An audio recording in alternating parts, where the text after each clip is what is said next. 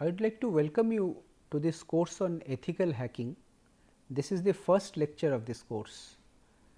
Now, in this lecture, I try to give you a very overall idea about what ethical hacking exactly is, what are the scopes of an ethical hacker, and towards the end I shall give you some idea about the coverage of this course, what are the things we are expected to cover. Okay. So, the title of this lecture is Introduction to Ethical Hacking. Now, in this lecture, as I told you, firstly we shall try to tell you what is ethical hacking. There is a related terminology called penetration testing, we will also be discussing about that, and some of the roles of an ethical hacker, what an ethical hacker is expected to do and what he or she is not expected to do, that we shall try to distinguish and discuss. So, let us first start with the definition of ethical hacking. What exactly is ethical hacking? Well, we all have heard the term hacking and hacker.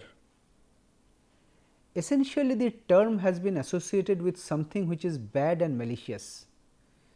Well, when we hear about somebody as a hacker, we are a little afraid and cautious.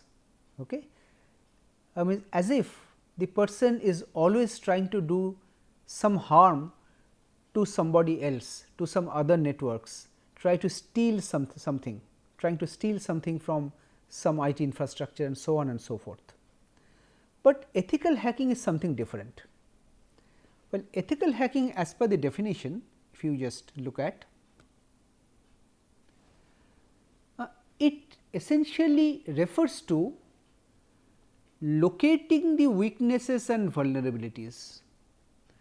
It means, suppose you have a network, you have an organizational network, you have an IT infrastructure, you have computers which contain some software, some data, a lot of things are there.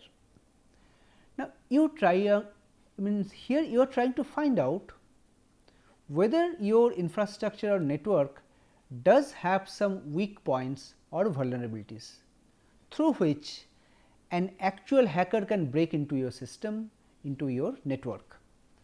So, this ethical hacking is the act of locating weaknesses and vulnerabilities in computers and information system in general. It covers everything, it covers networks, it covers databases, everything.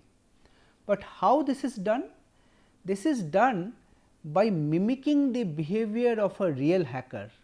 As if you are a hacker, you are trying to break into your own network, there you will get lot of information about what are the weak points in your own network.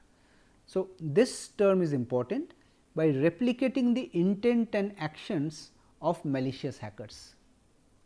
Whatever malicious hackers do in reality, you try to mimic that, you try to replicate that. Okay? Your objective is to try and find out the vulnerabilities and weak points in your network. Well, you have a good intent, you try to identify the weaknesses and later on maybe the organization will be trying to plug out or stop those weaknesses, so that such attacks cannot occur or happen in the future. Okay. This ethical hacking is sometimes also referred to by some other names. Penetration testing is a well known terminology which is used, a phrase. Intrusion testing, red teaming, these are also terminologies which are used to mean the same thing.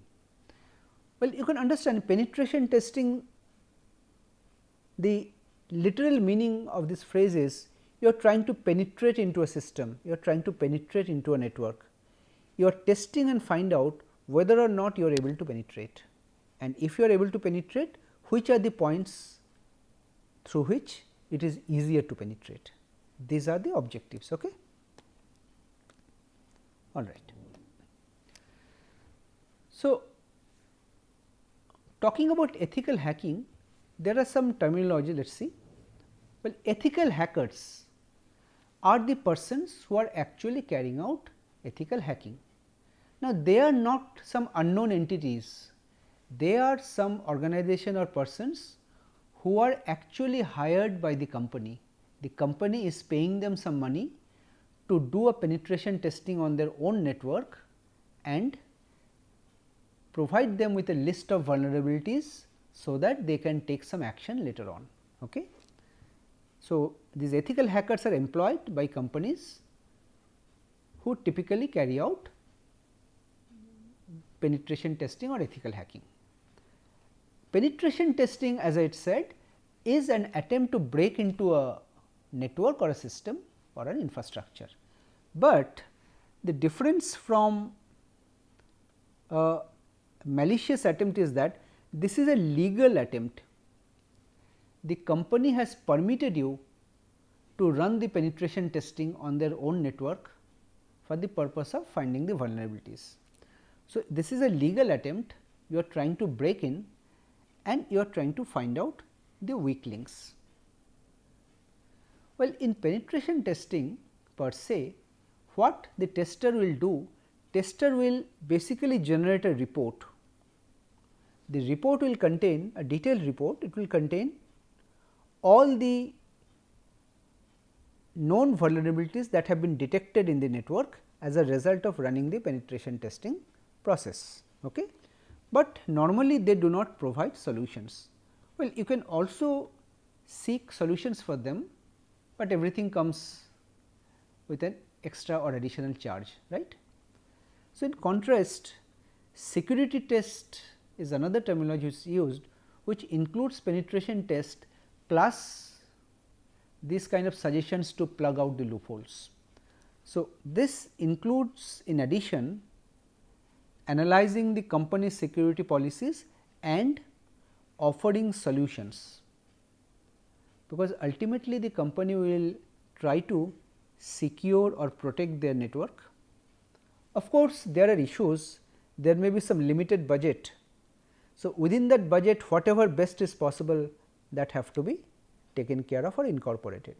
So, these are some decisions the company administration will have to take. Okay? Fine. So, some of the terminologies that we normally use, okay, hacking. Well, hacking broadly speaking, we use this term to refer to a process which involves some expertise. I mean, we expect the hackers to be expert in what they are doing. At times, we also assume that hackers are more intelligent in the persons than the persons who are trying to protect the network. This assumption is always safe to make, that will make your network security better. Okay?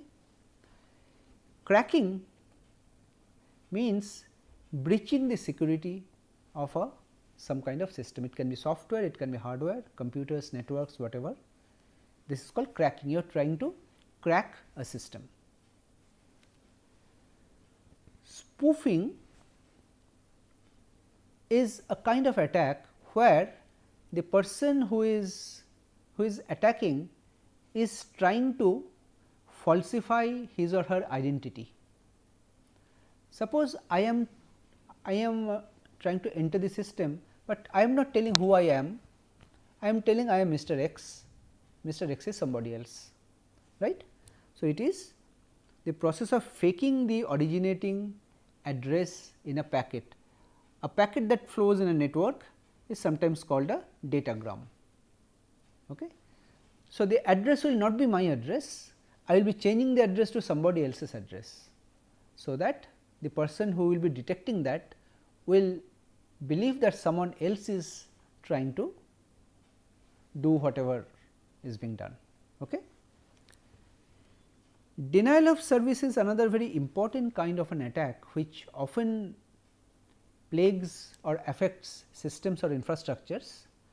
Well, here the idea is that one or a collection of computers or routers or whatever you can say, a collection of nodes in the network, they can flood a particular computer or host with enormous amount of network traffic.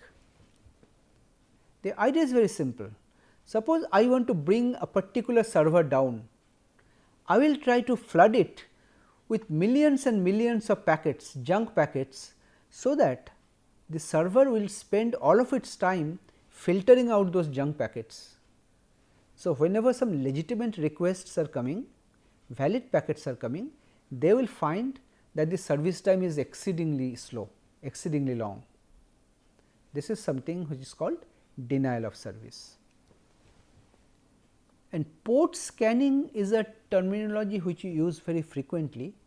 Well, ports in a computer system, this we shall be discussing later, ports indicate some entry points in the system which connects the incoming connections to some programs or processes running in the system. See, means in a computer system there can be multiple programs that are running, and these programs can be associated with something called a port number. Okay? Whenever you are trying to attack a system, normally the first step is to scan through some dummy packets, ping, these are called ping packets, and try to find out which of the port numbers in the system are active. Suppose you find out that there are 4 ports which are active, then normally there is a well documented hacking guideline which tells you that for these 4 ports, what are the known vulnerabilities and what are the best ways to attack or get entry into the system through these ports. So, this port scanning is the process of identifying which are the active ports which are there and then searching for the corresponding vulnerabilities, so that you can exploit them. Okay? These are called exploits. Once you identify the ports, you try to find out an exploit through which you can get entry into the system. This is roughly the idea.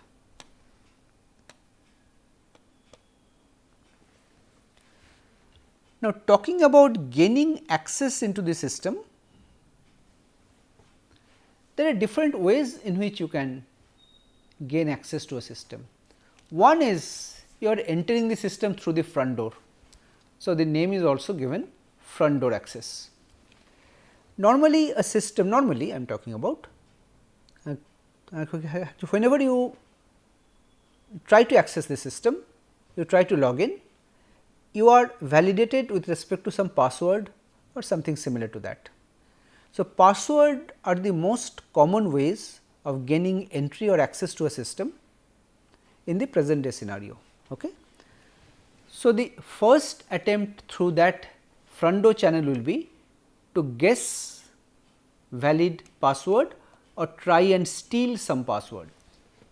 There are many methods that are used for this purpose. During this course, you will be seeing some of the tools through which you can try and do this. Okay. This is the front door. The second thing is a back door, which normally a person coming is not able to see, but it is there. Those of you who know there is a back door, they can only enter through that back door. This is the basic idea. So, back doors are some, you can say, entry points to a system which are deliberately kept by the developers. Well, I am giving an example. Suppose I buy a router, a network router from some company. They give me some root password and access rights, I change the root password.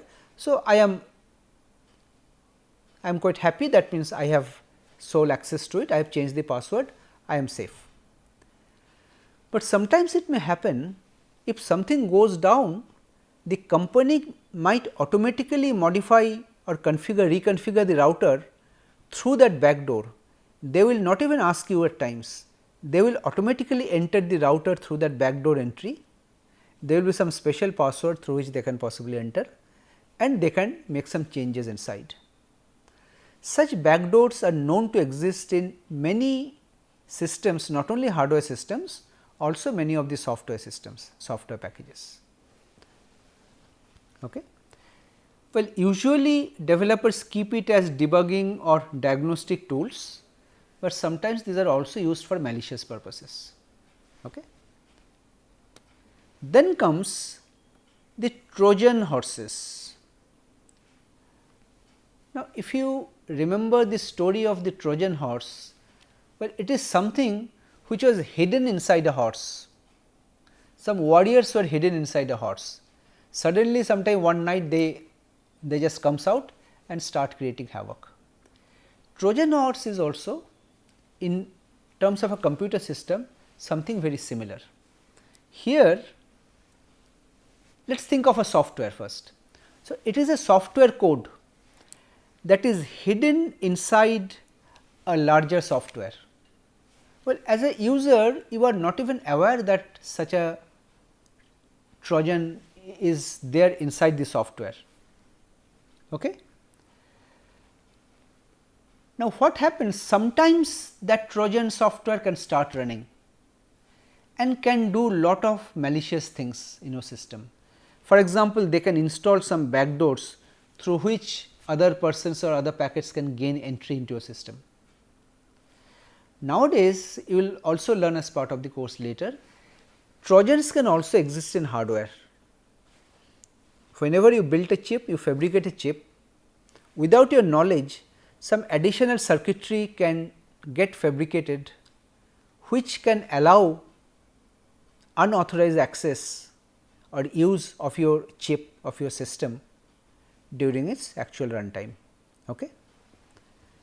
And lastly comes software vulnerabilities exploitation. Well, when a software is developed by a company, that software is sold. With time, some vulnerabilities might get detected. Normally, those vulnerabilities are published in the website of that company, that well, these are the vulnerabilities, please install this patch to stop or overcome that vulnerability. But everyone do not see that message and do not install the patch. But as a hacker, if you go there and see that well, these are the vulnerabilities in that software, you try to find out where all that software is installed and you try to break into those using those vulnerable points. Okay? And these kind of software vulnerabilities are typically used, you can say, as a playground for the first time hackers. Sometimes they are called script kiddies. The hackers who are just learning how to hack, and that is the best place. Means already in some website it is mentioned that these are the vulnerabilities. They just try to hack and see that whether they are able to do it or not. Okay? All right. Now, once a hacker gains access inside a system, there can be a number of things that can be done. For example, every system usually has a log which monitors that who is logging into the system, at what time, what commands they are running, and so on and so forth. So, if the hacker gets into the system, the first thing he or she will possibly try to do is modify the log so that their tracks are erased. So, if the system administrator looks at the log later on, they will not understand that well and hacking actually happened or not. So, some entries in the log file can get deleted, can be deleted. Some files may be stolen. Sometimes after stealing, the files can be destroyed also. Okay? Some files might get modified, like you have heard of defacement of websites. Some hackers break into a website and change the contents of the page to something malicious, so that people know that well, we came here, we hacked your system, okay, just to cause mischief. Well, installing backdoors is more dangerous. So, you will not understand what has happened, but someone has opened a backdoor through which anyone can enter into a system whenever they want. Okay. And from your system, some other systems can be attacked. Suppose in a network there are 100 computers, someone gains entry into one of the systems, one of the computers. From there, the other 99 computers can be attacked if they want to, right. Okay. Now, Talking about the roles of the testers who are carrying out the security testing and penetration testing. Well, I talked about script kiddies, the beginners who have just learned how to break into systems. They are typically young or inexperienced hackers. So, usually what they do, they look at some existing websites, lot of such hacking documentations are there. From there they typically copy codes, run them on the system and see that whether actually the attacks are happening as it has been published or discussed in those websites, right. But experienced penetration testers, they do not copy codes from such other places. They usually develop scripts, they use a set of tools and they run a set of scripts using which they run those tools in some specific ways to carry out specific things. And these tools or the scripts are typically written in different scripting languages like Perl, Python, JavaScript. They can be written also in languages like C, C++ and so on. Now, broadly the penetration testing methodologies, if you think about, first thing is that the person who is doing penetration testing, he or she must have all the set of tools at his or her disposal. This is sometimes called a tiger box. Tiger box basically is a collection of operating systems and hacking tools, which typically is installed in a portable system like a laptop. From there, wherever the person wants to carry out penetration testing, he or she can run the correct tool from there and try to mount a virtual attack on that system and see whether there are any vulnerabilities or not.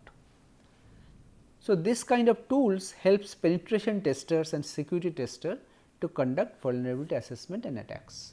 This tiger box contains a set of all useful tools that are required for that.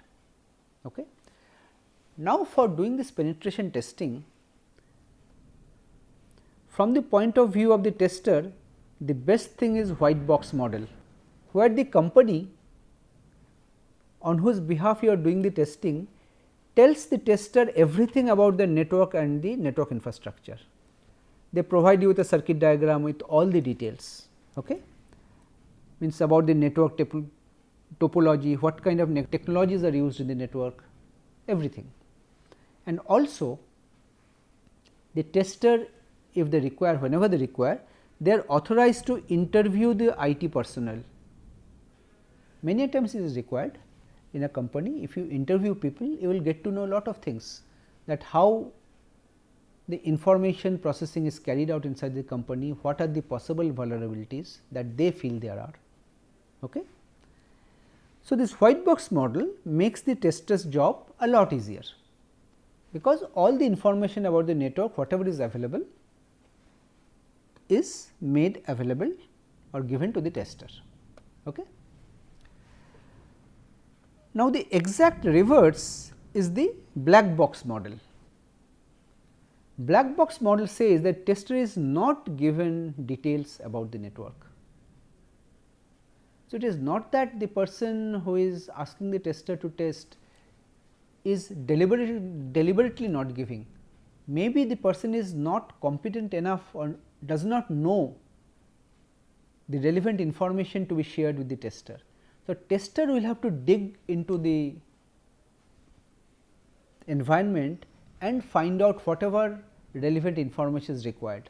So, the burden is on the tester to find out all the details that may be required. In practice, usually we have something in between. We do not have white box, we do not also have black box. We have something called the gray box model. What is gray box model? It is some kind of a hybrid of the white box and black box model. The company will provide the tester with partial information about the network and the other things. Well, why partial? Because the company may be knowing the details of some of the subsystems, but for some other subsystem the details may not be available to them also. So, they cannot provide any detail for that. Okay.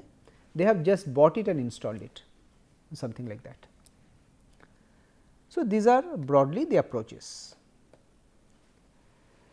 Now, there are some legal issues also. Well, it varies from country to country. Well, in our country it is not that rigid. There are some other countries where it is extremely rigid. That means, you are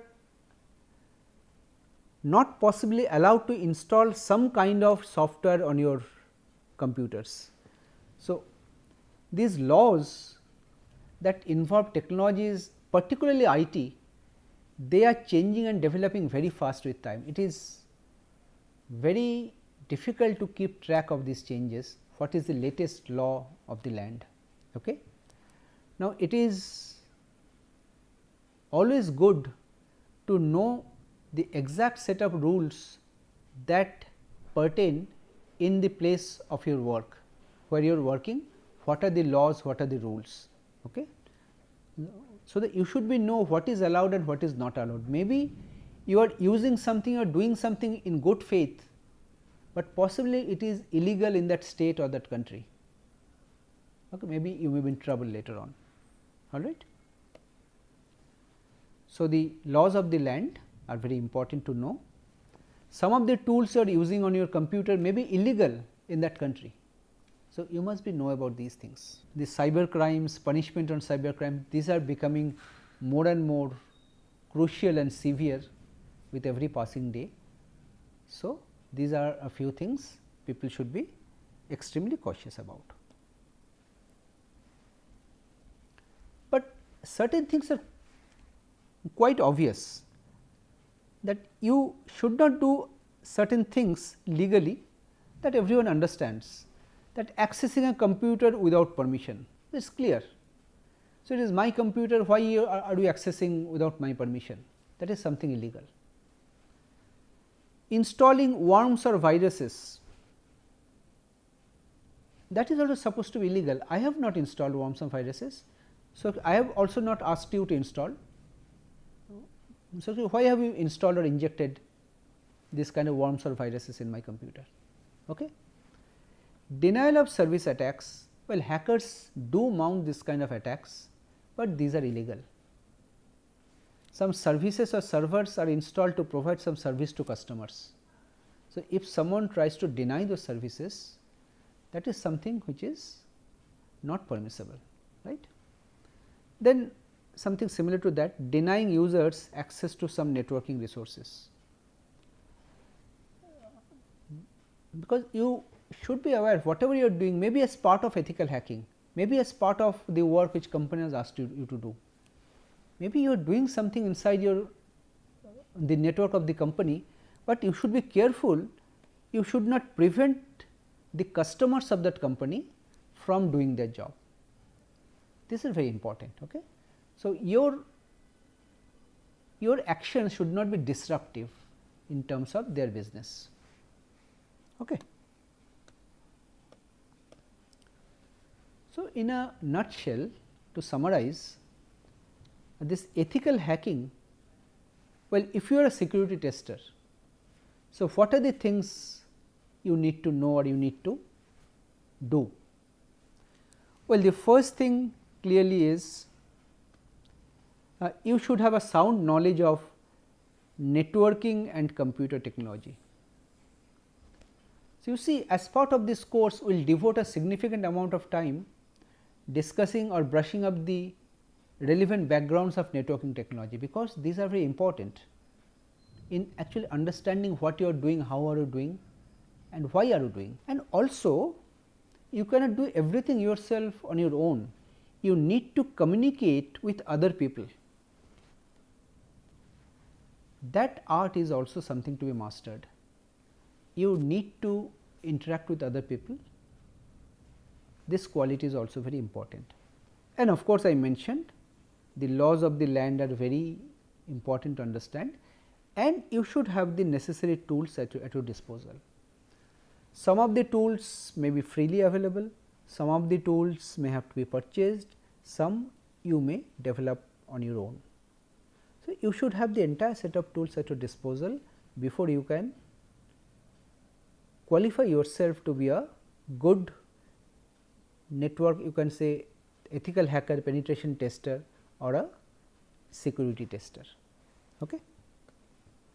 Fine.